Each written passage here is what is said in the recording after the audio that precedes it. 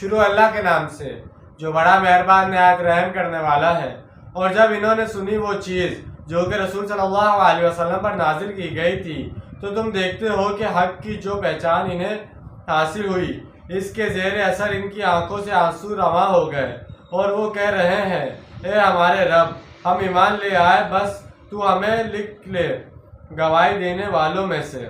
یہ ایک واقعے کی طرف اشارہ ہے۔ مکی دور میں جب صحابہ رضی اللہ عنہ ہجرت کر کے حبشہ گئے تھے تو ان کے ذریعے سے وہاں کچھ لوگوں نے اسلام قبول کر لیا تھا۔ پھر جب مدینہ منورہ میں اسلام کا غلبہ ہو گیا اور عرب میں امن قائم ہو گیا تو ان کا ایک وفد مدینہ آیا جو 70 افراد پر مشتمل تھا اور اس میں کچھ نان مسلم بھی شامل تھے۔ آیت زیر نظر میں اس وفد کے ارکان کا ذکر ہے کہ جب انہوں نے قرآن سنا تو حق کو پہچان لینے کی وجہ سے ان کی آنکھوں سے آنسو کی لڑیاں جاری